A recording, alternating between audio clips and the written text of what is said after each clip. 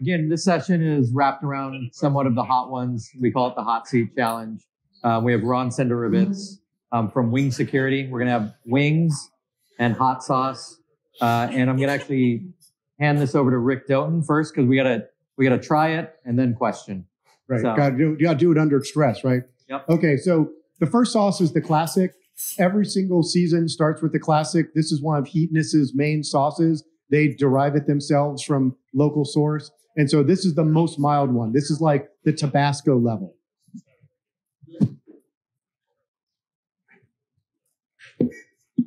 all right. So I'm going to dab. I'm going to put it a little bit on. I put a lot on. A lot on. Yeah, I don't play around. Yep. You got to really get the flavor of it. I have a little too much. All right. Cheers. This is mostly a jalapeno based. Chili de arbo. So a very mild. It's with pepper mash, water, apple cider vinegar, salt, garlic, and turmeric. This is going to be fun. It's got good flavor. Not too hot. It does.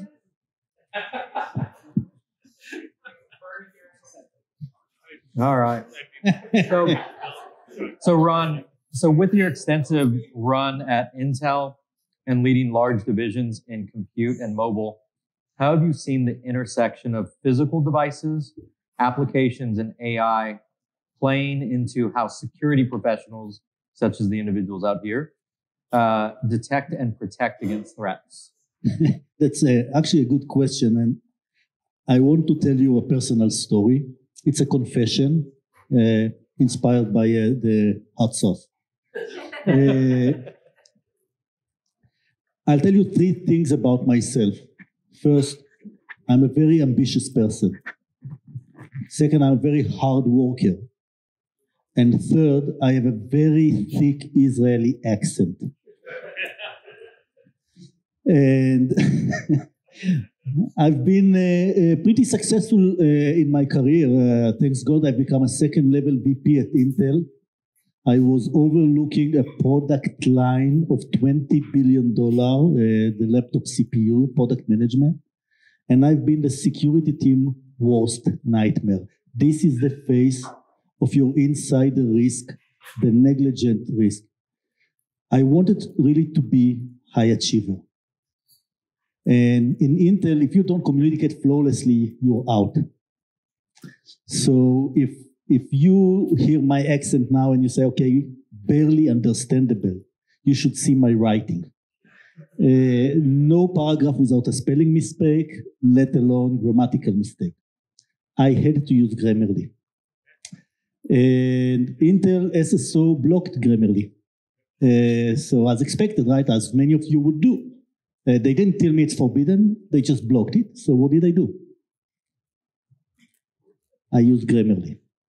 I paid $50, I used username and password, I connected Grammarly, and Grammarly read 100% of Intel CPU documents. Nowadays, they are training the language model on this data. Like who here hasn't had an incident when he used an application, tried an application? It happens daily to all of us. And basically when I got to understand what I was actually doing, I said, when I'm coming out of Intel, I'm going to solve this, I'm going to join my friends in Wing to solve this type of security vulnerabilities. So to me, this is the intersection of, you know, how easy is it for you to lose control of your most important assets. Awesome. Thank you. Well, let's go for the next. All right, next sauce, Adu Baloko, which is from Maui, Hawaii. This is a jalapeno-based sauce, but also has some ghost peppers and Trinidad scorpion powder in it, just to give it a little kick, but a milder version. We're going fast. Yeah, we're gonna go through it. So adobo loco. So I'm half Filipino, and a lot of Hawaiians are Filipino, honestly. And so adobo is actually, you see it in Mexico, you see it in the Philippines, all those things, but good food. So I'm going to pour now and shut up because I talk too much. This is too much fun. On the show, they kind of like come pre-sauced. They literally put them in a little container and shake them up.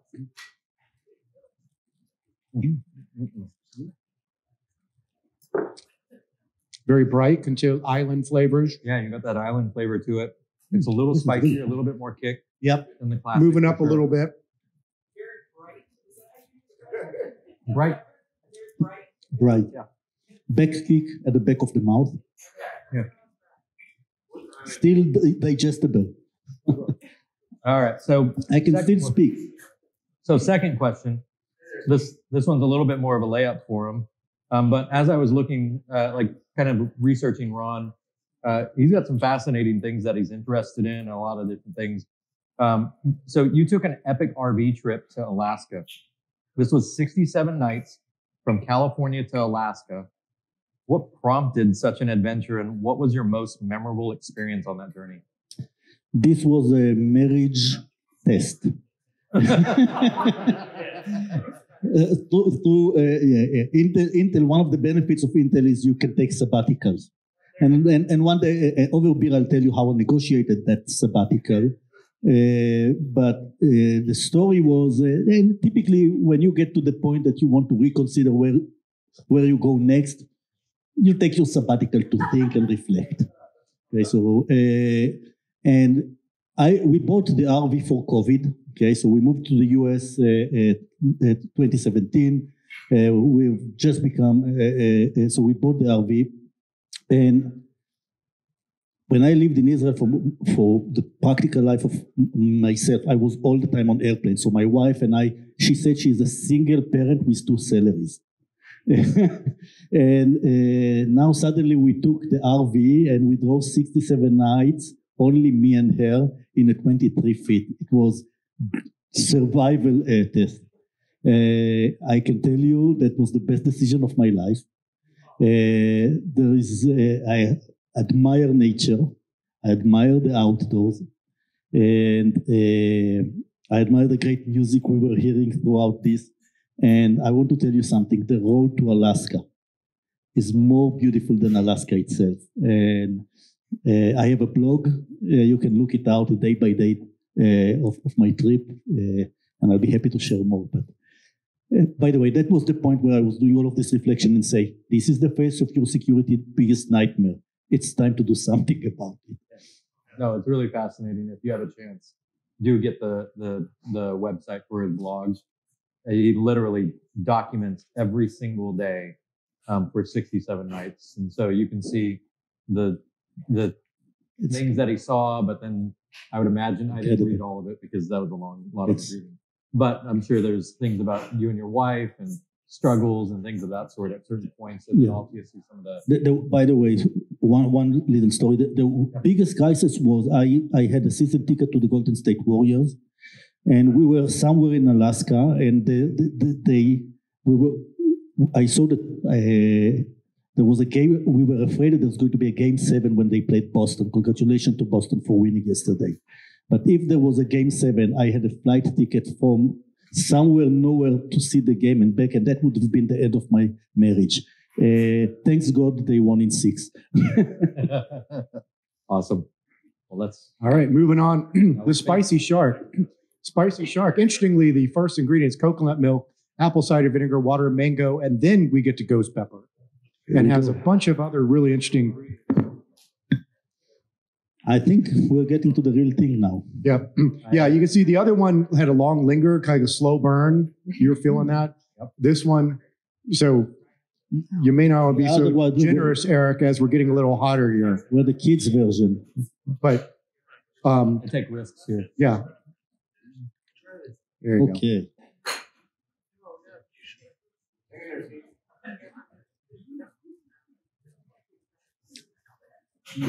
Mm-hmm. So that has more like a curry flavor to it. Right.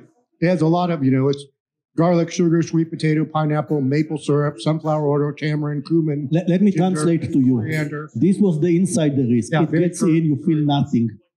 Okay? After 2 minutes, boom. And I'm starting to feel the sweating. We're just sweating part. This one didn't have a lot of heat to me. Yeah. But it's probably one of those they probably sneak up on you.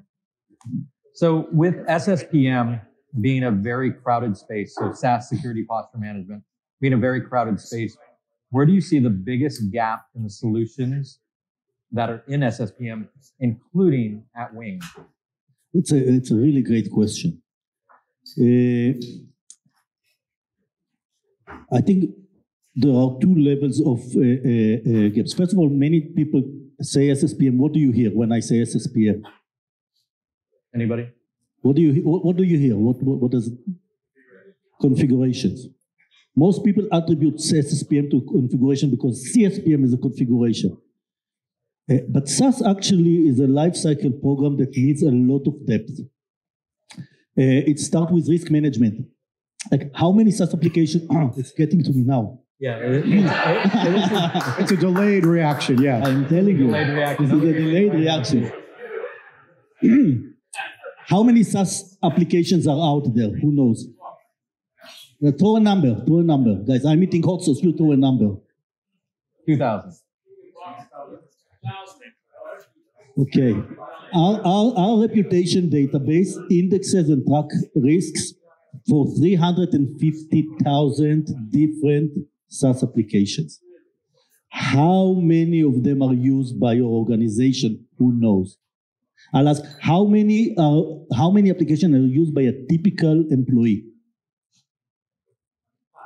29. Not bad. I'll ask you one more question. Did you hear about ChatGPT? I thought. How many applications and services today have ChatGPT in their name? If I go into my reputation DB and I ask, show me all of the applications with ChatGPT in their name. 453 yesterday. How many of them are coming from OpenAI? One. Okay, so when we look at SaaS security, we look at the end-to-end. It starts with risk management. Discover everything, risk manage it. Then apply policies. Then you need to go and basically do what people say SSPM, which is basically configuration management, reduce the attack surface. Now you have applications that are approved. Your data is within these applications. What data is in these applications? So now we're in a DSPM solution. And then you move to ITDR because now your data is there and attack surface and supply chain attacks are very common. So this is a huge attack surface. And I think that the challenge today in SSPM is that everyone is taking a different flavor to where to put the emphasis on the risk. No one is doing it perfectly. And there's the problem for education, as I showed you, you yourself are not necessarily aware of all of the risks.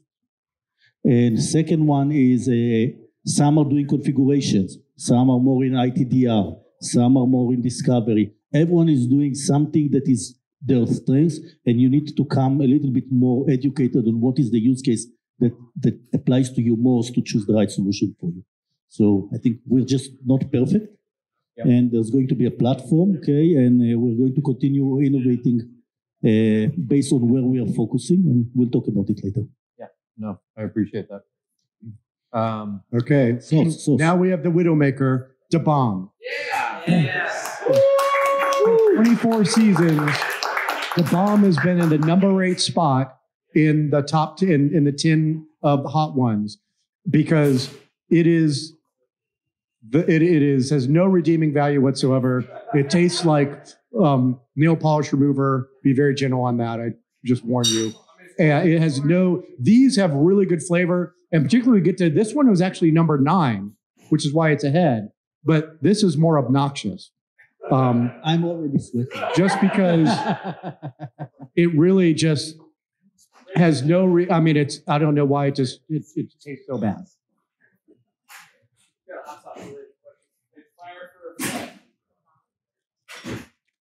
And this one's a real slow burn. You'll be like, oh, wow. And then, oh, no. Oh, wow. Oh, wow. That is a slow burn. How many scalable units? This one is technically only like 250,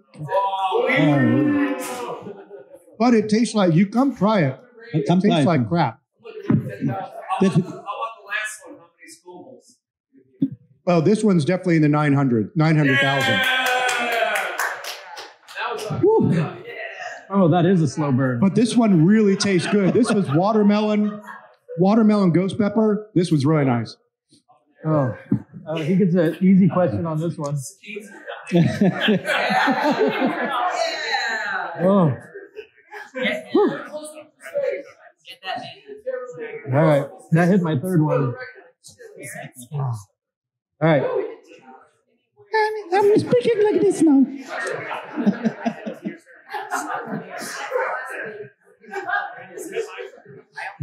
Careful around the eye. You've stated that you have undiagnosed dyslexia. How has that shaped your approach to leadership in areas of your personal life?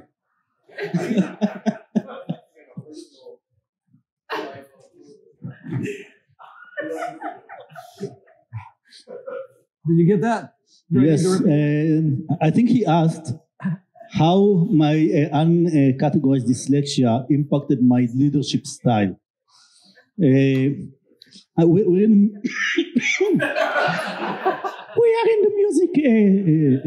the music team, right? And I learned to play the piano before I learned to read. And I'm completely dyslexic. My parents didn't even buy me a piano. They said it will go away, it will disappear, this bullshit. Until this, I cannot go through a one page of sheet without making mistakes. But I love it so much. And it's all about tenacity. And leadership is all about tenacity. And I want to tell you something from the Israeli culture.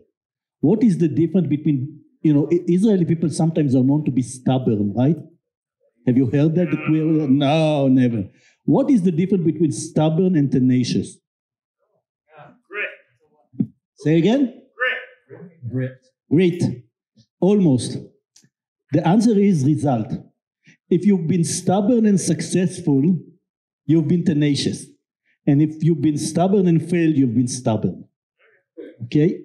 So when I'm applying my dyslexia, I'm very tenacious about the things I want to do. Very committed to the end goal and not taking the difficulties and the failure as an excuse to why to fail. So this is my dyslexia lessons. Oh, I love that. Thanks. All right, closing it up. Alchemy peppers. So this one's called Watermelon Ghost. It actually has watermelon in it. So ingredients: watermelon puree, ghost pepper, red bell pepper, peach puree, mango puree. Very fruity, really nice. But after the bomb, you don't taste anything, so it doesn't matter.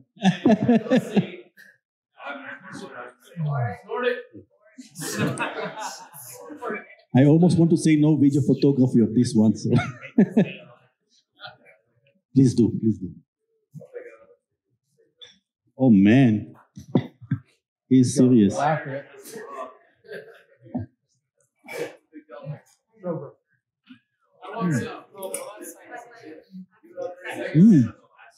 one's really flavorful. It's so hot. Yeah, very sweet. I think this is our winner. Yeah, it's bright. Oh, good. Yeah, that's good. It's good. Much better than the bomb. Yep.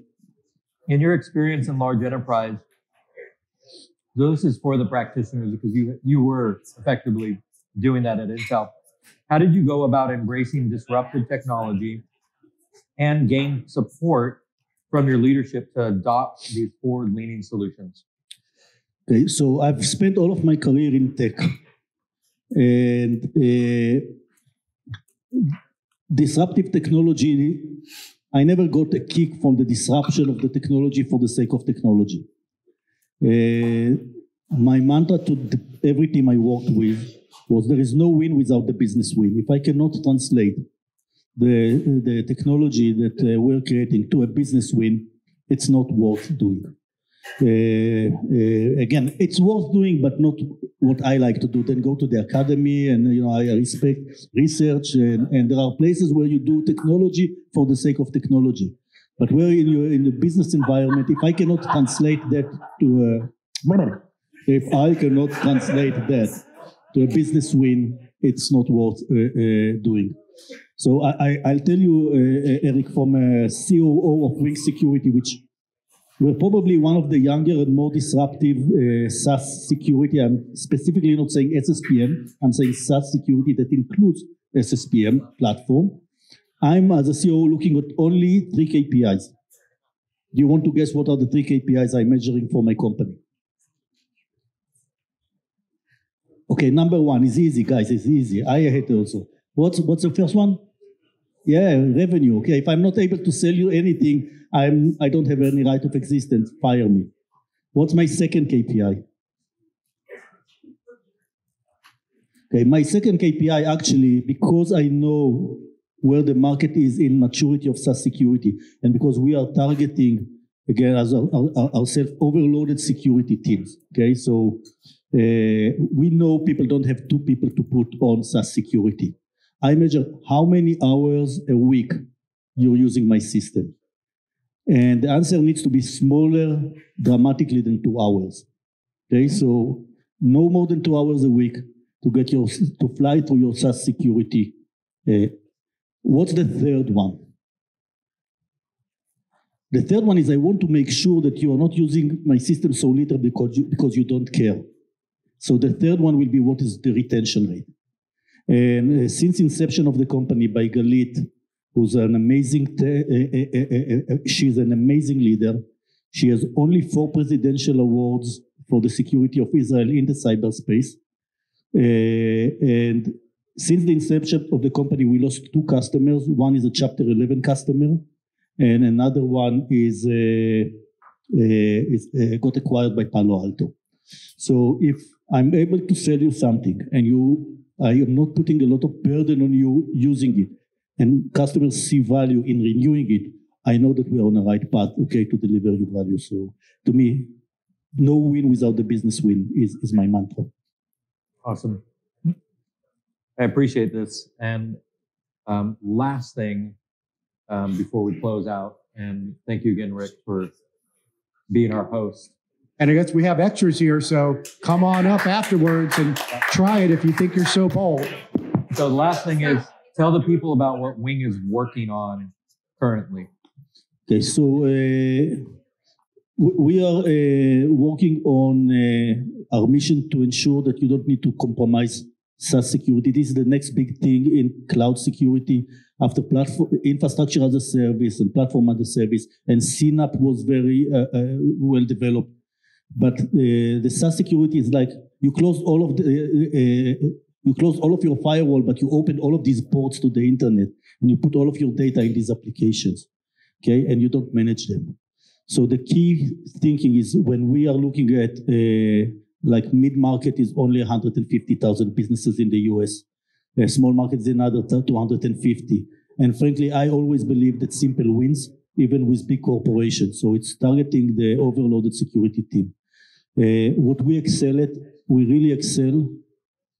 After hot sauce, I can tell you, we really excel at discovery. I think no one's doing discovery as good as we are.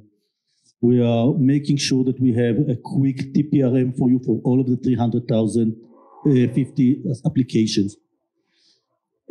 People are now still thinking about what they do with ChatGPT, not realizing that 7,000 applications already integrated generative AI. They have updated their terms and conditions. Someone in your organization press accept. And now you have a contract with these companies that allow them to train and build language model, commoditizing your IP, let alone your HPI knowledge. We are reading these terms and conditions for you. We are telling you for each one of the application, is it training on your data? Is it default on or default off? Is it possible to configure it not to do that? Okay, and basically arm you with all of the information you need to do in order to keep your data safe in era where it's a jungle out there in terms of code of conduct of what's allowed and what's not allowed in terms of AI application. And then we do much more, but the last thing we do, I think, is super important. We do detection and response. Supply chain attacks are moving so fast. If you're in the financial industry, New York Department of Financial Services, DORA, requires CISO to report breaches in their supply chain within 72 hours. How would you know? And because we know what you're using and we're tracking this space, we will not just turn a flag, we will call you with human beings, we will make sure you know, out of 600 companies we serve, how many companies did not have at least one application that was breached last year? 599 companies use at least one application that was breached last year. And when that happens, we will ensure that you know in the most timely manner. So it's supply chain detection. Of course, we do configuration. Of course, we do other things. But the thing is, get your AI secured. Okay, get to understand all of the long tail, and make sure that when shit happens, excuse me, this is after hot sauce. I can say anything. Okay, we will not leave you alone. We still have a long way to go of all of these use cases, but I think we find, we fix, and we let you fly through that in a really type of effort that fits what we find currently in the market willingness to invest in that space. Awesome. Thank you again, Rand. All right, go for it.